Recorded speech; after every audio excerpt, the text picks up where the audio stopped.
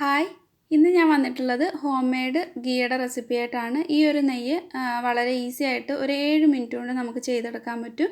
നമ്മൾ കടയിൽ നിന്നൊക്കെ വാങ്ങിക്കുന്ന അതേപോലെ തന്നെയുള്ള നെയ്യാണ്. സാധാരണ നമ്മൾ നെയ്യ് എടുക്കുന്നത് പാൽപ്പാട കുറച്ച് ദിവസം എടുത്ത് വെച്ചിട്ട് അത് ഒന്നുകിൽ അങ്ങനെ തന്നെ ഉരുക്കിയെടുക്കാറാണ്, അല്ലെങ്കിൽ അതൊരു ദിവസം ഒന്ന് പുളിപ്പിക്കാനായിട്ട് വെച്ചിട്ട് കുറച്ച് തൈര് ചേർത്ത് വെച്ചിട്ട് പിറ്റേ ദിവസം നമ്മൾ അത് മിക്സിയിൽ അടിച്ച് ബട്ടറാക്കിയിട്ട് അത് നമ്മൾ ഉരുക്കിയെടുക്കാറാണ് പതിവ്. അപ്പോൾ അങ്ങനെ ഉണ്ടാക്കുന്ന നെയ്യുടെ വീഡിയോ ഇതിനു മുമ്പ് ഞാൻ അപ്ലോഡ് ചെയ്തിട്ടുണ്ട്. കാണാത്തവർക്ക് ലിങ്ക് ഡിസ്ക്രിപ്ഷനിൽ കൊടുക്കുന്നുണ്ട്. ഈ ഒരു നെയ്യ് നമുക്ക് വെറും ഒരു 7 മിനിറ്റൊക്കെ കൊണ്ട് ചെയ്തെടുക്കാൻ പറ്റിയിട്ടുള്ള നല്ല പെർഫെക്റ്റ് ആയിട്ടുള്ള നെയ്യാണ്. മായമൊന്നും ചേർക്കാതെ തന്നെ വേഗത്തിൽ ഉണ്ടാക്കിയെടുക്കാൻ പറ്റും. അപ്പോൾ ഇതിന് വേണ്ടിയിട്ട് ഞാനിവിടെ ഒരു പാത്രം അടുപ്പത്ത് വെച്ചിട്ടുണ്ട്. ഇതിലേക്ക് ബട്ടറാണ് ചേർത്ത് കൊടുക്കുന്നത്. അപ്പോൾ എടുക്കുമ്പോൾ അൺസാൾട്ടഡ് ബട്ടർ തന്നെ എടുക്കണം.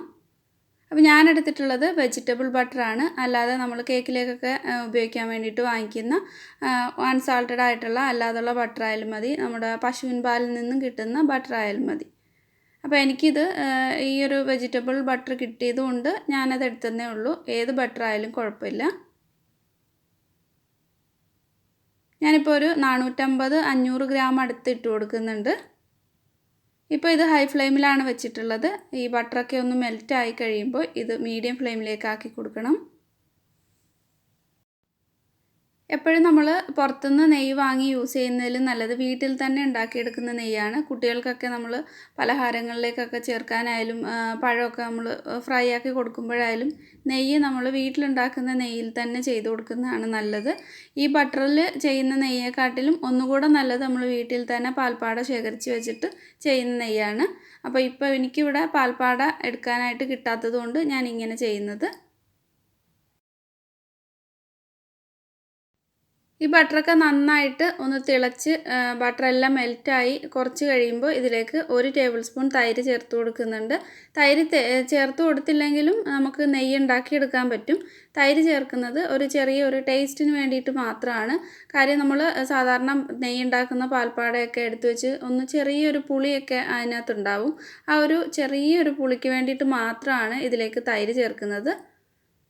ഇപ്പോൾ ബട്ടർ മെൽറ്റായിട്ട് ഒന്ന് ചെറുതായിട്ട് ഇങ്ങനെ ഒന്ന് പതഞ്ഞ് വരുന്നുണ്ട്. ഒന്നുകൂടി നന്നായിട്ട് ഒന്ന് തിളച്ച് വരുമ്പോൾ ഇതിലേക്ക് തൈര് ചേർത്ത് കൊടുക്കാം.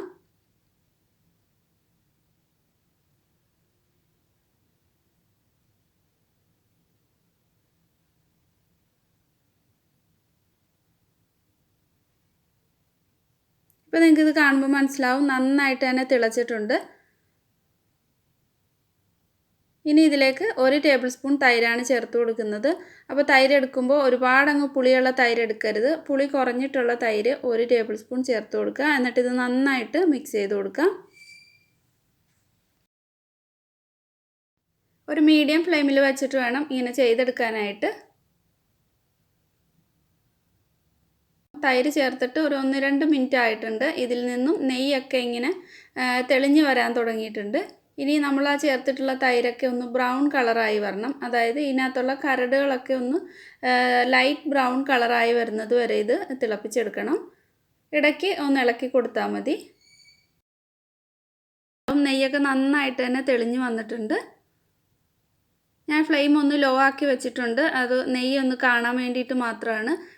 ഫ്ലെയിം ഒരു മീഡിയത്തിലേക്ക് വെച്ച് കൊടുത്തിട്ട് ഇത് നന്നായിട്ടൊന്ന് പതഞ്ഞ് വരണം.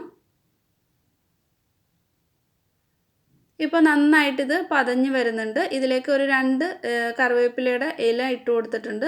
ഇതൊരു ഫ്ലേവറിന് വേണ്ടിയിട്ട് മാത്രമാണ്. ഇത് ചേർത്തില്ലെങ്കിലും കുഴപ്പമൊന്നുമില്ല. ഇനി ഒരു 1 മിനിറ്റ് കൂടെ ഇങ്ങനെ ഒന്ന് തിളപ്പിച്ചെടുക്കാം. സൈഡിൽ നിന്നൊക്കെ ഒന്ന് ബ്രൗൺ കളറായി തുടങ്ങിയിട്ടുണ്ട്. ഈ ചൂടോടെ തന്നെ ഇരുന്നിട്ട് ഇത് കുറച്ചും കൂടെ ഒന്ന് മൂത്ത് വരും. അപ്പോൾ ഫ്ലെയിം ഓഫ് ചെയ്തിട്ട് ഇത് ഒന്ന് തണുക്കാനായിട്ട് വയ്ക്കാം. ഒരു നല്ലൊരു ചൂട് പോയി കഴിയുമ്പോൾ ഇത് അരിച്ചിട്ട് മാറ്റി വയ്ക്കണം. വൈറ്റ് കളറിലുള്ള ബബിൾസ് മാറിയിട്ട് ഇതേപോലെ ആകുമ്പോഴാണ് ഫ്ലെയിം ഓഫ് ചെയ്യേണ്ടത്.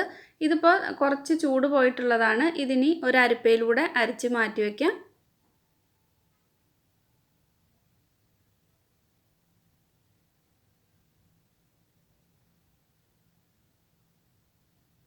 ഈ പാത്രത്തിൻ്റെ അടിയിൽ വന്നിട്ടുള്ള ആ ഒരു കരട് വീഴാതെ വേണം ഇത് തെളിച്ചിട്ട് വേണം ഒഴിച്ചു കൊടുക്കാനായിട്ട്.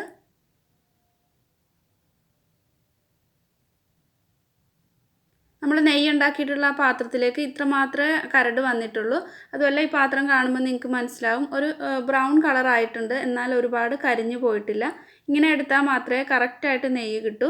അല്ലാതെ നമ്മൾ കൂടുതൽ കളർ ചേഞ്ച് ആകുന്നിടം വരെ വെയിറ്റ് ചെയ്ത് കഴിഞ്ഞാൽ നെയ്യുടെ ആ ഒരു ടേസ്റ്റും മണവും ഒക്കെ മാറിപ്പോവും. ഇപ്പോൾ ഇത് ചെറിയൊരു ചൂടുണ്ട്, ആ ചൂടോടെ ഇരിക്കുന്നത് കൊണ്ടാണ് ഈ ഒരു കളറിലുള്ളത്. ഇത് തണുത്ത് ചൂടൊക്കെ പോയിട്ട് നന്നായിട്ട് ഒന്ന് തണുത്ത് കഴിയുമ്പോൾ ഇത് നല്ലൊരു മഞ്ഞ കളറിലായി കിട്ടും.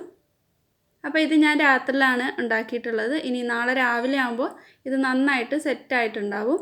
അപ്പോൾ ചൂടൊക്കെ പോയി കഴിയുമ്പോൾ ഇത് അടച്ചിട്ട് മാറ്റി വയ്ക്കാം.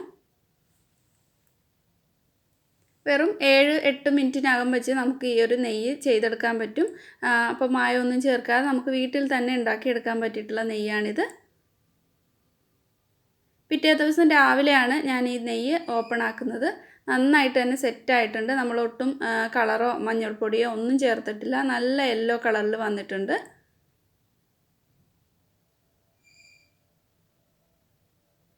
നമ്മൾ പാടയൊക്കെ എടുത്ത് വെച്ചിട്ട് ചെയ്യുന്ന നെയ്യ് പോലെ തന്നെ നന്നായിട്ട് വന്നിട്ടുണ്ട്. നമ്മൾ കടയിൽ നിന്നൊക്കെ വാങ്ങിക്കുന്ന നെയ്യുടെ അതേ ഒരു മണമാണുള്ളത്.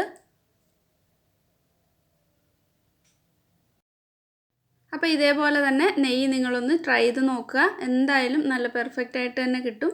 അപ്പോൾ ഈ വീഡിയോ നിങ്ങൾക്ക് ഇഷ്ടമായിട്ടുണ്ടെങ്കിൽ ലൈക്ക് ചെയ്യുക. മറ്റുള്ളവരിലേക്ക് എത്താനായിട്ട് ഒന്ന് ഷെയർ ചെയ്ത് കൊടുക്കുക. അതുപോലെ സബ്സ്ക്രൈബ് ചെയ്യാതെയാണ് കാണുന്നതെങ്കിൽ മറക്കാതെ തന്നെ ഒന്ന് സബ്സ്ക്രൈബ് ചെയ്തിട്ട് സപ്പോർട്ട് കൂടി ചെയ്യണേ. അപ്പോൾ പുതിയ നല്ലൊരു വീഡിയോ ആയിട്ട് വീണ്ടും കാണാം. താങ്ക്